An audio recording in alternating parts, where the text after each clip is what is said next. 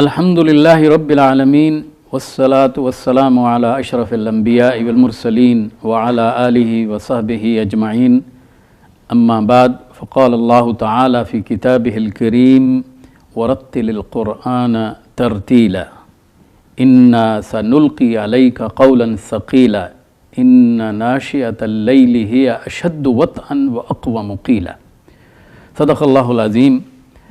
क़ुरान अल्लाह की किताब जिसको सही अंदाज में पढ़ना, उसके लिए लफ्ज़ तरतील भी इस्तेमाल हुआ है, उसके लिए लफ्ज़ तिलावत भी इस्तेमाल हुआ है, उसके लिए लफ्ज़ तजवीद भी इस्तेमाल हुआ है।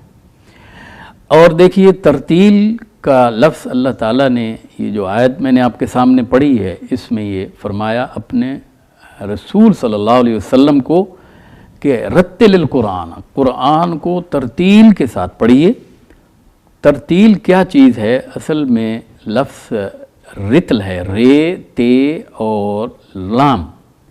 रितल उस दाने को कहते हैं जो सहरा में रेत होती है और वो जो मोटे मोटे दाने होते हैं जो अलग अलग होते हैं उनको कहा जाता है, जबकि मट्टी के ज़र्रात इकट्ठे होते हैं, रेत के दाने अलग अलग होते हैं।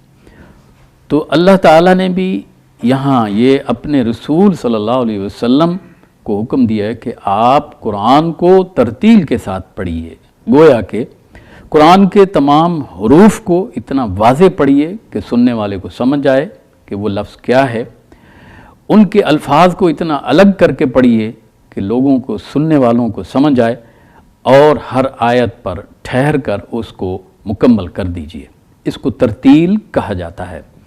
लफ्ज़ को, हर्फ को और आयात को, और इस अंदाज में पढ़ना कुरान को जो है, ये अल्लाह ने अपने नबी को एक नुस्खा बताया है। और ख़ास तौर पर तहरीक इस्लामी के लोग जो चाहते हैं कि अपनी दावत को लोगों तक पहुँचाएँ और वो दावत उनके दिल में उतर जाए, अल्लाह ताला ने ख़ुद उसका नुस्खा अपने नबी को बताया है कि दो काम ज़रूर कीजिए। और एक ये है कि तहज्जुद के अंदर तहज्जुद पढ़िए और तहज्जुद के अंदर कुरान को तरतील के साथ पढ़िए। तो गोया कि दो काम करने होंगे हर दाई को, हर इस्लामी इनकलाब के दावेदार को, और वो ये है कि तहज्जुद पढ़ना होगी और तहज्जुद के अंदर जो है कुरान को तरतील के साथ पढ़ना होगा।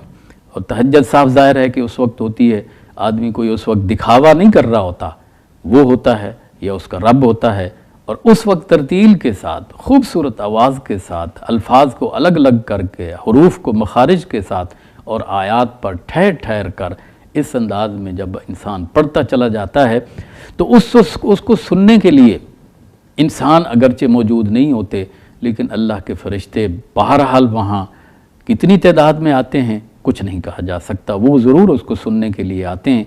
लेकिन तरतील के साथ कुरान को पढ़ना, अल्लाह ताला ने एक नुस्खा बताया है कि अगर आप चाहते हैं कि आपकी दावत लोगों के दिलों में उतर जाए, कुरान को तरतील के साथ पढ़िए।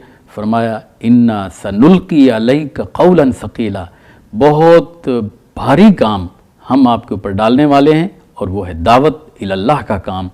ये दावत इलल्लाह का काम कुरान को तरतील के साथ पढ़ने से बेहतर अंदाज में जो है मुअस्सर हो जाएगा। और तहज्जुद, जब इंसान कोई दिखावा नहीं कर रहा होता, अल्लाह होता है और वो इंसान हॉट लाइन पे अपने रब से गुफ्तगू कर रहा होता है।